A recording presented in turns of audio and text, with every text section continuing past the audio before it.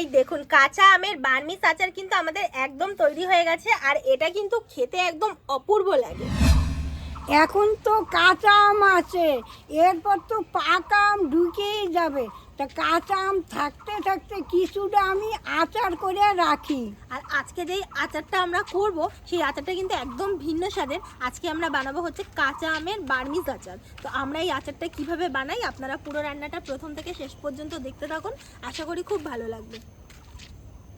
এই দেখুন অল্প কটা আম নিয়েছি আচার করার জন্য। এই আমগুলা কিন্তু কুড়ানো আম, ওই জন্য একটু ধুলাবালি লেগে আছে। এখন তো মাঝে সাঝে জ্বর হয়, আর কুড়িয়ে কুড়িয়ে আনে আমার নাতনি।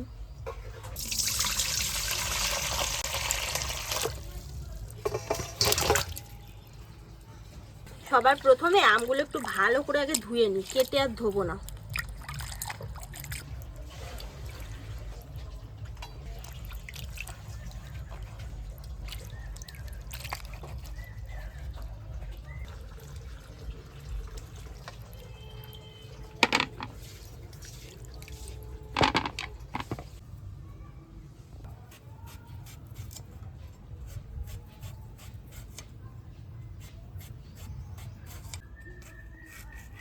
দেখুন আমে কিন্তু আটি হয়ে গেছে। এই আচার করার জন্যই তো এই আমি লাগে, আটিয়াল আমি লাগে।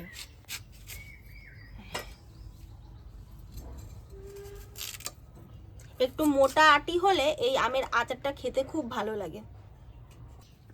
এই দেখুন এইভাবে কেটেছি।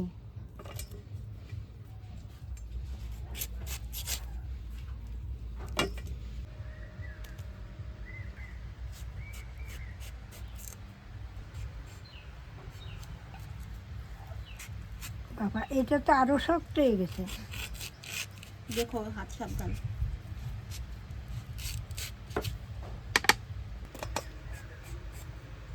এই দেখুন আমরা এখানে মোটামুটি 5টা আম ছুলেছি। তো 5টা আমের জন্য আমি এখানে 2 বাটি মতো চিনি সবার প্রথমে এটা দিয়ে মাখবো।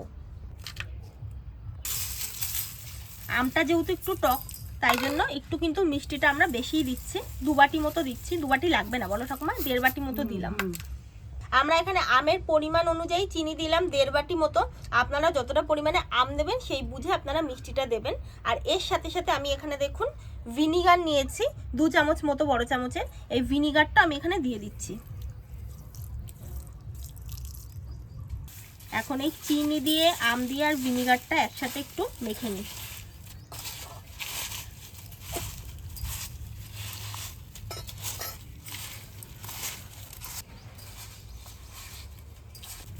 আমের সাথে চিনি আর ভিনিগারটা ভালো করে আমি একটু মিক্স করে নিয়েছি। এখন এটাকে আমি ঢাকা চাপা দিয়ে দিচ্ছি। আর এটা এরকম ঢাকনা দেওয়া থাকবে মোটামুটি 1 থেকে 1.5 ঘন্টা, যতক্ষণ না চিনিটা গলবে। আগে আমের সাথে চিনিটা ভালো করে গলবে, তারপরে আমরা আবার রান্নাটা করব। এখন আমি যাই উনানটা ধরিয়ে নেই।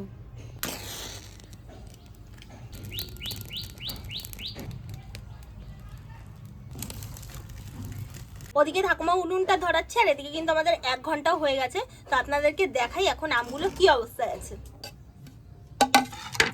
এই দেখুন আমটা দিয়ে কত সুন্দর কিন্তু চিনির জলটা ছেড়েছে। আর আমগুলোও দেখুন কত সুন্দর কিন্তু আগের থেকে মজে গেছে। দেখুন আমগুলো, আর জলটাও কিন্তু অনেকটা ছেড়েছে। তো এই আমগুলো কিন্তু যখন আমরা করব আচারটা, আর কিন্তু কোনো রকম কোনো এক্সট্রা জল ব্যবহার করব না। এই চিনির যে জলটা আছে এই জলটা দিয়ে কিন্তু পুরো আচারটা হবে। আমি এখন কিছু মশলা ভেজে নেব। এখন 2টো লঙ্কা দিয়ে দিচ্ছি। এই দেখুন একটা দারচিনি আর এলাচ 2টো। জানেন আমার না এখন কথা বলতে গেলে আটকাইয়ে যাচ্ছে, কেন বলেন তো? আপনারা একটু মানিয়ে গুছিয়ে নিন। এইবার কটা ধনে দিয়ে দিচ্ছি, এইবার কটা মৌরি দিয়ে দিচ্ছি, এইবার কটা জিরে দিয়ে দিচ্ছি।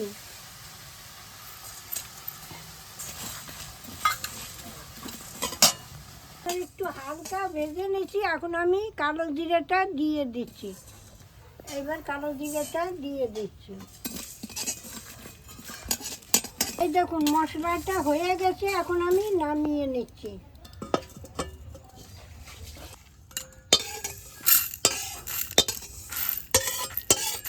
এখন একটু জায়গা পরিবর্তন করি, আজকের রান্নাটা আমার নাতনিই করুক। এখন এই ভেজানো আমগুলো আমি কড়াইতে দিয়ে দিচ্ছি।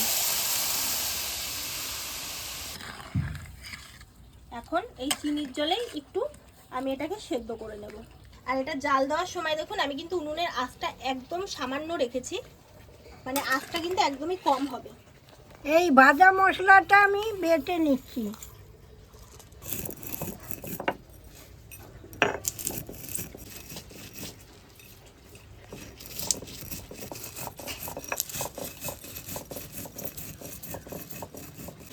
এই দেখুন বাটা হয়ে গেছে, বেশি কিন্তু গুঁড়োই করলাম না, আদা ভাঙাই করলাম।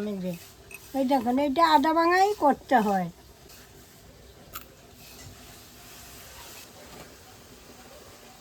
দেখুন এটা কিন্তু আস্তে আস্তে ফুটতে শুরু করেছে। এখন এর মধ্যে কিছু মশলা দেবো। সবার প্রথম আমি এখানে হাফ চামচ মতো বিট লবণ দিয়ে দিচ্ছি, আর এর সাথে হাফ চামচ মতো এমনি খাবার লবণ দিয়ে দিচ্ছি। এখন সামান্য একটু হলুদ গুঁড়ো দেবো। সুন্দর কালার আসার জন্য একটু কাশ্মীর লঙ্কা গুঁড়োও দিয়ে দিচ্ছি। এখন একটু ভালো করে আমি এগুলোকে মিক্স করে নেব।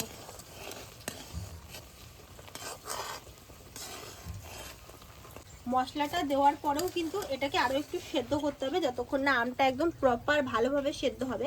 আর একদম কিন্তু একটু হালকা হাতে নেড়ে দিতে হবে, নাহলে কিন্তু আমটা ভেঙে যাবে। জানেন আমরা এরম আচার কত করে রাখছি, বয়ম ভরে ভরে, আমের আচার, কুলের আচার, আমড়ার আচার, চালতার আচার, লঙ্কার আচার, এই যে লঙ্কার আছে না এক রকমের, ওই আর আচার, লেবুর আচার, বয়ম ভরে ভরে করে রাখতাম আমরা। আমরা এগুলো খুব ভালো খাই। এই কোনো রকম আচার কাসুন্দি দেওয়া এগুলো কিন্তু ঠাকুমা করতে বেশি পছন্দ করে। কিন্তু আজকে ঠাকুমার কি হয়েছে কি জানি, কি হয়েছে তোমার? আজকে আমরা বললো তুই রান্নাটা কর। তুই কর, ভালো লাগছে না, কর তুই। এই দেখুন মোটামুটি 5-7 মিনিট জাল করতে করতেই এই দেখুন আমগুলো কিন্তু কি সুন্দরভাবে দেখুন নরম হয়ে গেছে। এই দেখুন প্রত্যেকটা আম দেখুন কত সুন্দরভাবে গলে গেছে। এই দেখুন, এই দেখুন আমটা কত সুন্দরভাবে দেখুন গলে গেছে। এখন এর মধ্যে আদা ভাঙা করা ভাজা মশলার গুঁড়োটা দিয়ে দিচ্ছি।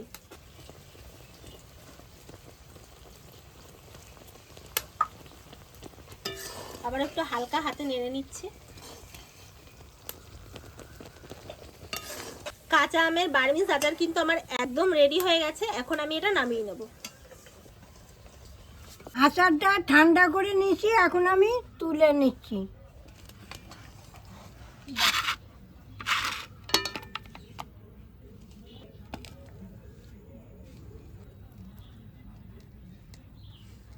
এই দেখুন কাঁচা আমের বার্মিজ আচার কিন্তু আমাদের একদম তৈরি হয়ে গেছে। আর এটা কিন্তু খেতে একদম অপূর্ব লাগে। আমি কিন্তু লোভ সামলাতে পারছি না, জিভে জল এসে গেছে। আগে আমি একটা খেয়ে নেই, তারপরে কথা। ও কি সুন্দর গন্ধ। খেয়ে দেখো ঠাকুমা। সব একদম পারফেক্ট, ঝাল নুন সব মিষ্টি ঠিক হয়েছে। এই যে করে রাখলাম না, খাওয়া দাওয়ার পর একটা করে খাবো, একদম পুরো মন ভরে যাবে। এখনো কিন্তু বাজারে প্রচুর কাঁচা আম রয়েছে। কাঁচা আম থাকতে থাকতে অবশ্যই কিন্তু আপনারা এরকম ভাবে একবার আচারটা বানিয়ে খেয়ে দেখুন, সবার কিন্তু ভীষণ ভালো লাগবে। তাহলে আজ আসি, আবার কাল দেখা হবে, টাটা।